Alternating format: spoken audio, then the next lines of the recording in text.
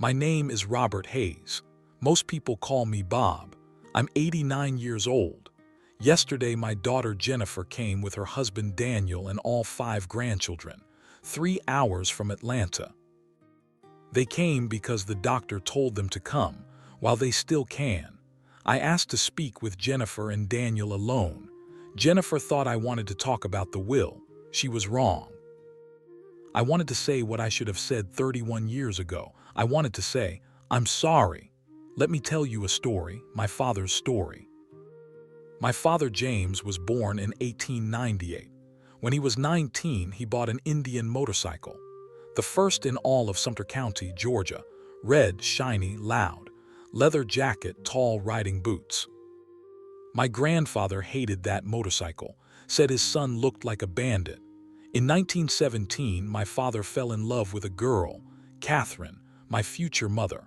Her father hated my father even more. He told Catherine, "This boy is worthless, wild, I forbid you to see him." But they met secretly, in a neighbor's barn, planning a life they were forbidden to have.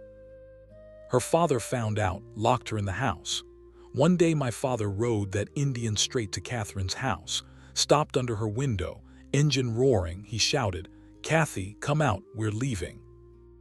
Her father ran onto the porch. "Get out of here," Catherine ran out. Her father grabbed her arm. According to family legend, she hit him in the face, ran to my father, jumped on the back of the motorcycle. He turned that Indian around, kicking up dust onto the porch. Catherine looked back at her father and gave him a gesture with her hand. They rode away, got married that same night. Her father didn't speak to her for 5 years. 5 years he missed. My birth, my first words, my first steps. When he finally apologized, when he saw me, his grandson, he cried. He said, "I was a fool. I thought I was protecting you. Instead, I lost you."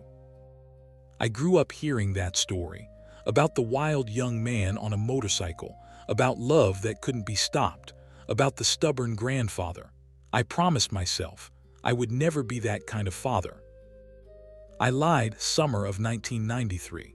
My daughter Jennifer was 22. She brought home a boy, Daniel. He was studying art, wanted to be a photographer, had no stable job, drove an old Volkswagen. Torn jeans, long hair. I looked at him and saw what my grandfather saw in my father, worthless, not good enough. Jennifer said, "Dad, I love him." I said, "You're young. This is infatuation, not love.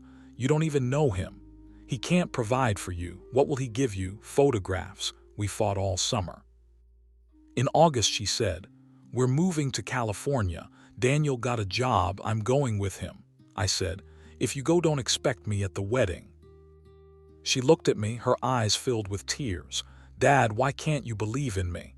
I believe in you. I don't believe in him." She left the next morning, left a note. "Dad, I love you, and I love Daniel. I'm sorry I can't choose." The Volkswagen drove down the driveway. I stood on the porch, watched them drive away, just like my grandfather watched the Indian motorcycle with my father and Catherine. I didn't realize it then. For 2 years, I barely spoke to her. Short calls on Christmas, cold answers. My wife begged me to visit. I refused. In 1995, Jennifer called. "Dad, I'm pregnant. Are you married?" "No, but we will be next month." "Without me," I said and hung up the phone. My wife cried for 3 days. "Bob, this is our daughter, our grandson. She made her choice. And you're making yours. You're becoming your grandfather." I didn't listen.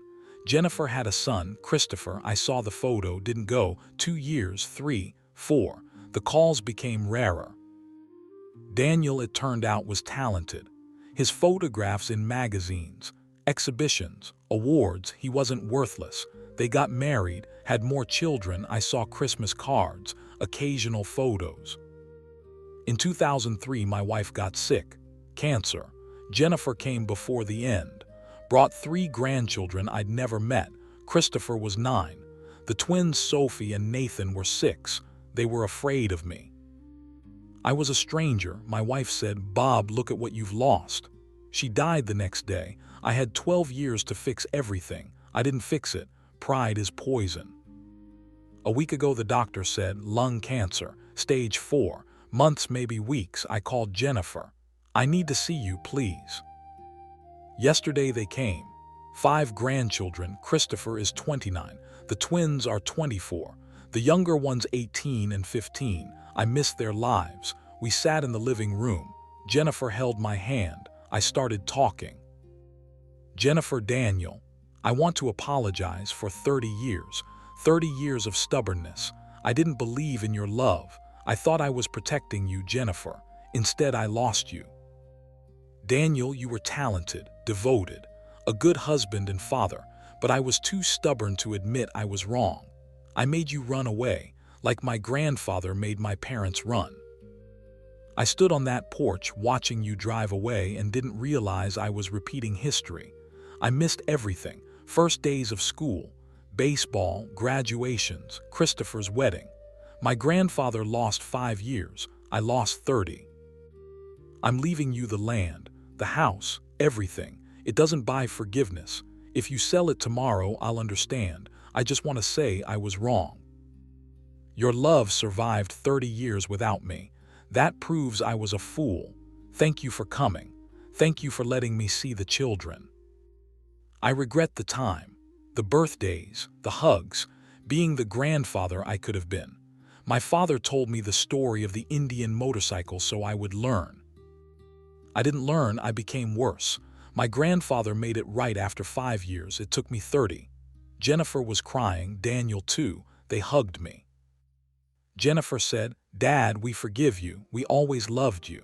I don't deserve those words, but I'm grateful. If you have a child who's in love with someone you don't approve of, stop. You don't know their heart. Maybe they're wrong, maybe not. But if you push them away, you will definitely lose them. Pride isn't worth the lost years. Being right isn't worth missing your grandchildren's lives. I learned this too late. Don't be me. Don't be my grandfather. Be the father who believes in their child's love, even when it doesn't look like what you expected. Because love rarely looks like we plan, but that doesn't make it any less real.